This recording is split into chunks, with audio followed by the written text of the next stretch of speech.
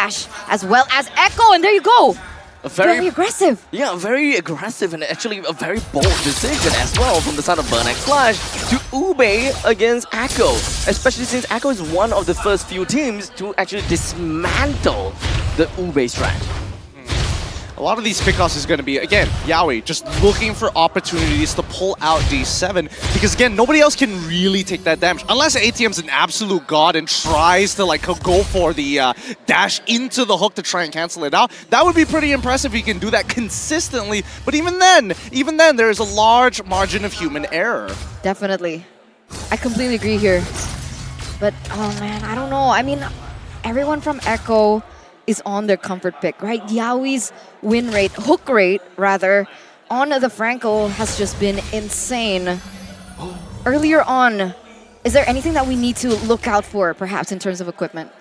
In terms of equipment, let's have a quick look around. Nope, nothing too out of the ordinary just yet. It's just the fact that Yaoi's Iron Hooks get closer and closer every time he throws them out. It's going to get dangerous. In terms of emblems, let's have a quick sneak peek here. Nothing too out of the ordinary. Barras is going to hopefully, guys, pull yourself together coming out from D7. And I think it's fair, right? At the end of the day, it's all about trying to influence the lanes now. Now, first rotation coming up to the top side for the side of Burnex Flash to try and punish Sanford.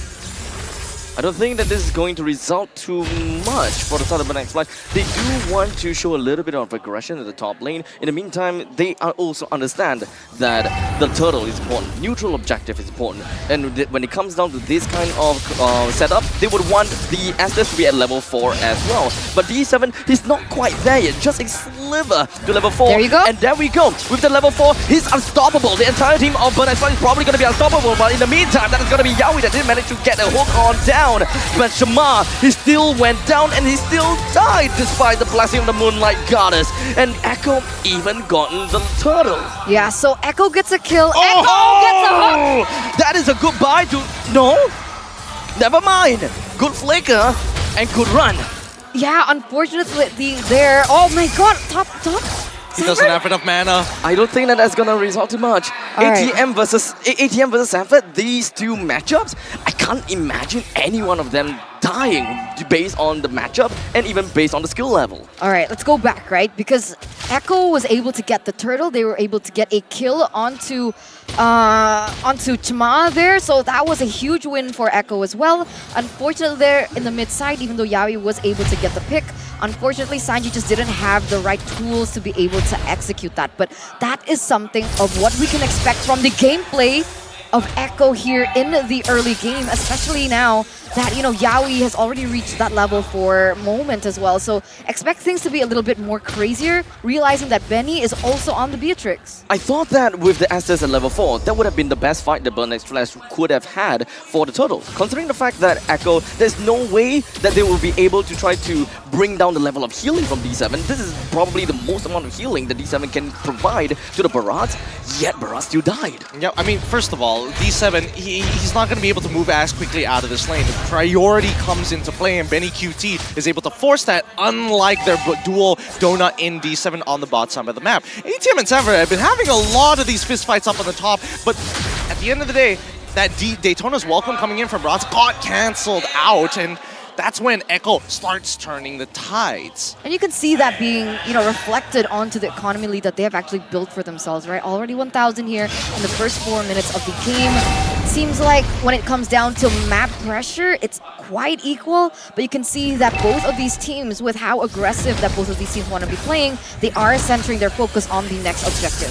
The turtle currently pulled towards the side of Echo. ATM pushes forward and it will want to take down the turtle. But unfortunately, Kaltizi is the one that takes the turtle. Final slash that will put D7 in not a very good spot. The rest of the members from the side of Echo will want to burst down ATM, but that's a nice snipe. The Echo Spear connects down onto ATM, which tried to run away. Kaltizi left with not a lot of help to work with. Yaoi immediately gets a hook down onto C-Can and flickers himself towards the turret. Yeah, 1-for-1 trade, but Echo still pick up the turtle. You're right? I mean, D7 gonna be able to use that ultimate. He's been utilizing it a lot better so far. A lot of sustain coming in from his team. But I feel like, you know, I've been on the Estes quite some time now, and it feels like in the early game, the healing's not just there. It feels like he's a little bit reliant on those items. Yep, he is going to be relying on his items, and not to mention that he probably wants to stack up as quickly as he can to activate the blessing, sorry, not the blessing of the Moon Goddess, but his roam blessing in this particular case, right? To actually multiply the amount that you actually get with the flat amount of healing that you get on top of it. So it really just boils down to how you position in these fights. And I think, Yawi is doing a really good job at coming in from many different angles. He's not standing in one place and just camping it all the time. He's making sure that he changes it up. The conditioning starts from minute number 1. And since we're 5 minutes in, at least for Yawi, he is making sure that he's not wasting any time being at one place at one time. He wants to influence the map as much as he possibly can. And on top of that, right, nobody from the side of Burnix Flash brought the Purify, so let's go. Oh, see, there you go. Steppy hook onto C-Cat. Bring him down almost immediately, and Carry is stuck in the bottom lane. This is more or less a great spot for Echo to start moving and pushing the turrets. Pick off pressure, pick off pressure, pick off pressure is what Echo just really want to play around, right? They don't really have to go for any crazy engages just yet. Maybe they want to wait for Sanji to get online for the moment, because when we saw that in-game equipment, he's only built in that Clock of Destiny. I think it takes a little bit more, but again! A hook and made. D7 go for a flicker as soon as he can. That is very much worth it, as Yawi didn't even have to use the flicker on that. Shamar, Detonus, welcome, connected down onto Kaltizi, but that pretty much means that it's pretty much a 4 versus 3 fight. Great hook coming in, but the blessing of the Moon Goddess will keep everyone sustainable, alive.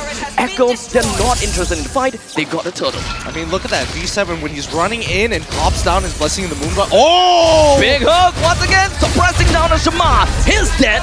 No way that D7 can heal him up. Ah, that's so annoying. It's so annoying, but Yawi keeps finding these really, really good hooks. His conditioning is especially key, not only towards just D7, but also making sure that if anybody decides to overstep their boundaries, they can just punish them almost instantaneously if the follow-up is nearby. Yawi is extremely intelligent with his hooks, right? He is making sure that he's not only targeting, hey, I noticed that you keep on positioning or sidestepping towards the right side, but you start switching it up after this minute, and they're going to memorize that over the length of this game. Now let's come back to D7, right? Every single time he is out of position, he must flicker into place to make sure that he gets the maximum effect with the Blessing of the Moon Goddess, but that's when Echo can look to bounce back. Samford, I'm keeping a very close eye on him. That final slash could be extremely key to actually opening up the team fights, or more importantly so, punishing Burnix Flash once they have used the Blessing of the Moon Goddess to kind of pull them back into the fight. Yeah, displacement as well, right? I think they're going to move up as 5, and that's exactly what Arlott wants. Going to be able to get a good initiation engage. So, like you mentioned before, timing is going to be very important, but Donut? Immediately with the Retribution to lock down the Donut as much as he can, even with the Appraisal Craft, brings down Carry just so easily. Now, that is a little bit of an overextension coming in from Donut. He didn't really quite understand where everyone else is. But in the meantime, big final slash coming from Sam, but focusing over to the back lines on the side of Burnix Flash. D7 will want to fight back into Benny Cutie, but now he's gonna go down. We've got ATM that still wants to hold on the front lines. Rhythm of Joy keeps him alive. D7 is still alive as well. Told you, final slash, pull him back into the fight, and then you can start following up all over again. Ideally, Kaltizi probably should have been on that right side to kind of follow up and lock them down for even longer, but somebody has to face Chima, and, well, it's got to be him. He's the only one who's tough enough to actually maintain his lead. I mean, he's level 12 compared to level 10, and let's not forget, ATM, at least he was able to kind of recover 1 kill onto Ben QT at the end of the day, but doesn't change the fact that Burnix Flash have to play this very passive role and approach towards Echo.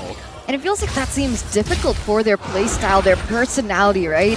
Burnix Flash, like their name, they really like to go for these engages. They are at kind of a disadvantage, which, like you mentioned, is Chima being under-leveled here. But what is that damage?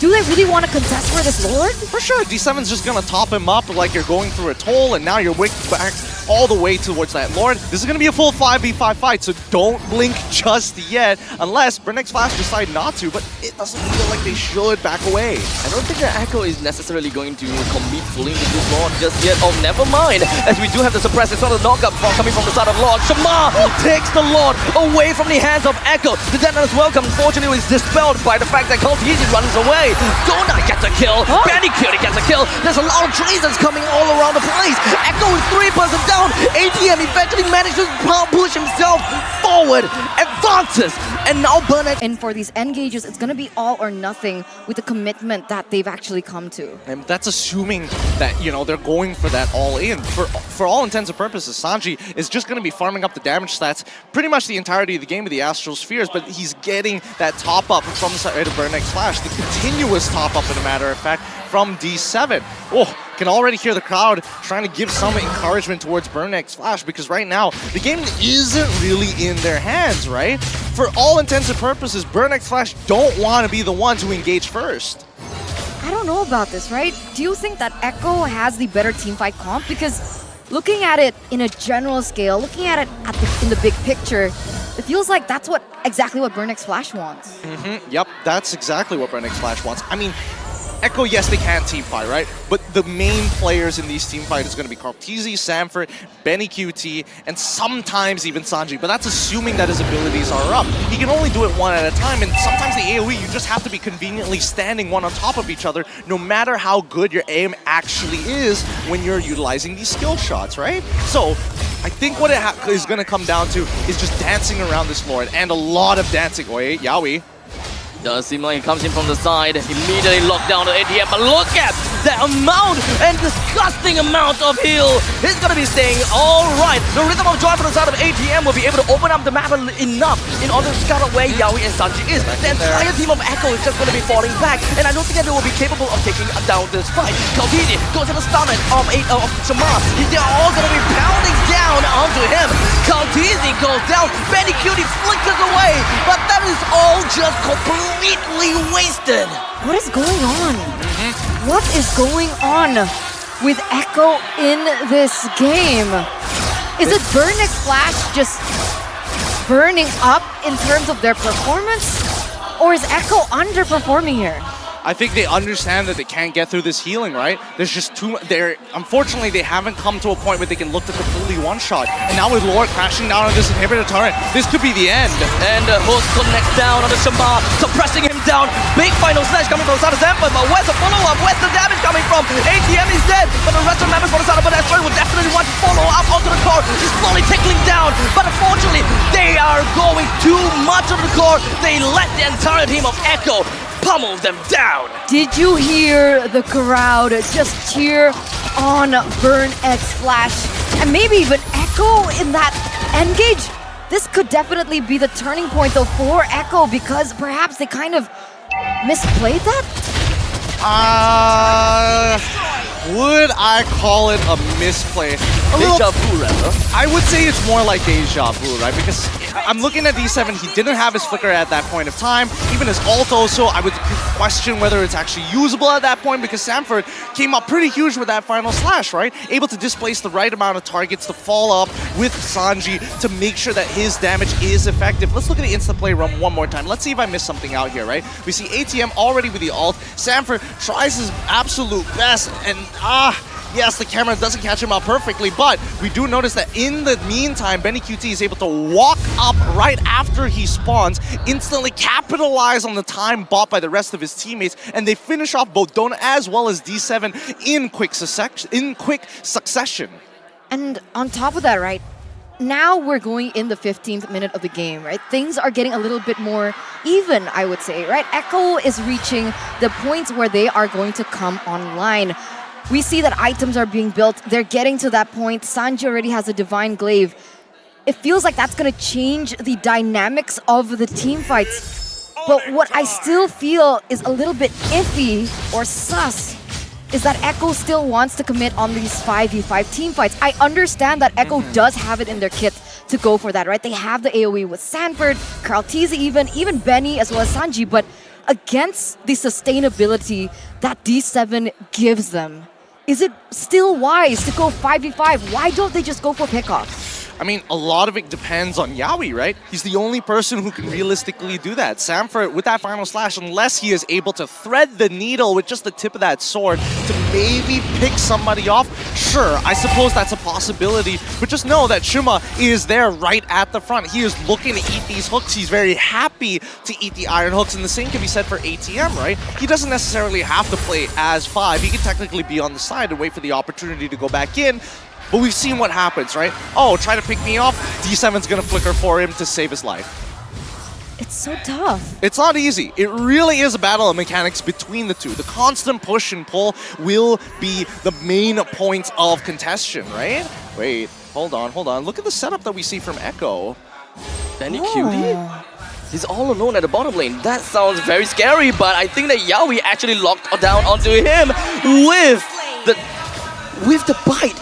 And that is ATM dead. Echo can actually come back and try to find a fight against, Burnex Flash is now in a tough spot.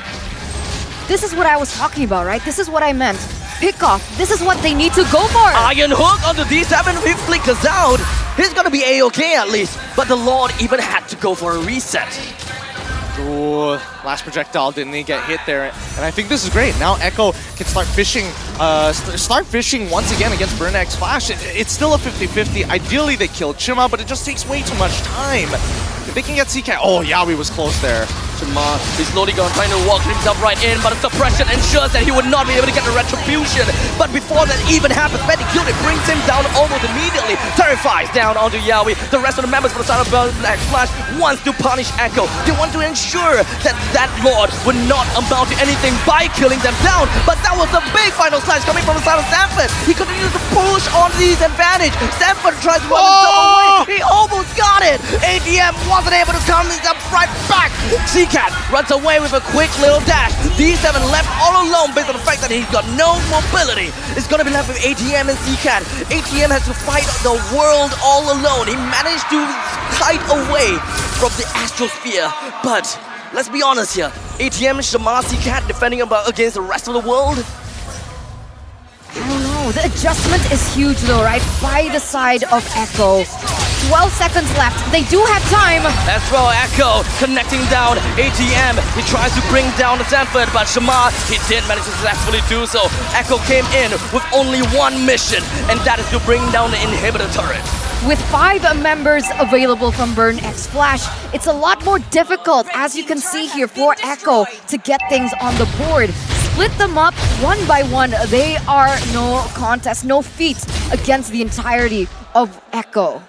Yep, and I mean, the only way they're going to do that, I personally wish that they were able to get a side inhibitor, not just the middle inhibitor, right? Because mid lane is very easily cleared, and it's honestly always cleared when you're starting these Lord dances. I will say though, Sanford, holy cow, that very, very last fight just before the inhibitor fell, he sustained for way too long there. I'm surprised he lived that long, and he's able to pull that off. Now, looking back at the items so far, it's all about building defense and making sure that you live. These immortalities are going to be worth a lot. All right. Echo still, though, leading with a 4,000 gold lead, but honestly, at this point, 19 minutes, and it's been 19 minutes. Can you imagine? Already a 20-minute game here. Things could go either way. Somehow, Burnex Flash, they need to force a team fight. But the way that Echo have been positioning, like you caught up earlier during that team fight, I feel like that was very intelligent. And you can see that they're trying to replicate the same thing again. 44 seconds are left on the clock. You can see that even Carl Tizzy still at the top side. How are Burnex Flash supposed to bait them in that situation? Well, ATM, he's going to have to go out of his way to into the side lanes, right? But with the lack of information and considering the last time that ATM ended up dying on the bottom side of the map because of the Bloody Hunt and as well as Benny QT hiding in a bush, I think that even Burnex Flash recognized that maybe we just wait, right? Maybe we just hope that Echo is looking for something bigger. Because these neutral objectives, it's hard to walk up, especially when you have no information whatsoever what's on the top side of the map, and nobody is showing themselves. Yeah, now the macro game begins, right? The chess play is how I love to see this go. And you know, Echo, they have made a name for themselves. Their macro is usually on point, so it's very exciting to see how they're going to react to it and how Burnex Flash are going to try and challenge that kind of chess play. Okay, so they're making sure that they're hugging towards that right side. They know that the mid lane is pushed out for now, but they're still keeping very tightly knit. Notice Yawi's position here because he is going to be the big opener, and if he finds Donut early, this could be a quick ult from D7. It's all about dragging the Lord away, and Kaltizi is doing an impeccable job of doing so. But Burnex Flash have to really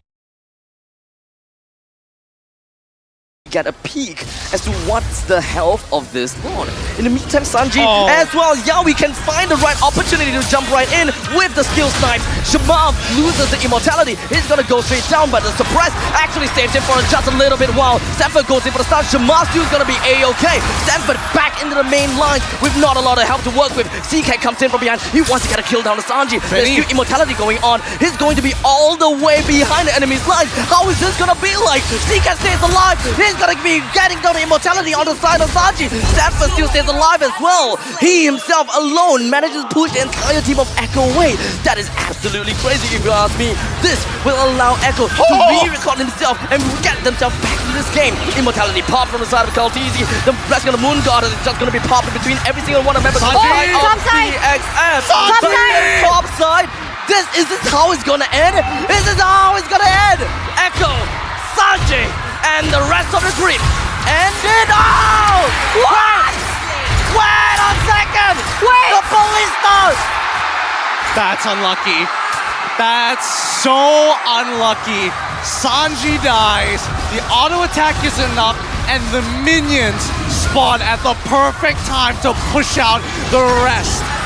How unlucky. Listen to the crowd roar in this second. Whoa, whoa, No! No! Is this really how it's gonna end? Yowie, Bandicoot broke through along! They broke through like an Olympic sniper! And they just wanted there to end so badly! Sanford is the only person left standing. Look at the timers, ladies and gentlemen. Carl Teasy is going to be up. Sanji is going to be up in 10 seconds. 3 of them. Will it be enough? He's got to pull the Lord. He's got to pull the Lord. The desperate manipulation of the Lord is what's gonna be working for them. As when they splash immediately with that as well, because they will want to connect on the Kaltizi. HP not looking well. Both of them, Kaltizi, Sanford, taken down. Vortex Flash. They take this game. They are conducting a medley of death on the terror on the orchestra. This is not the result that many were suspecting.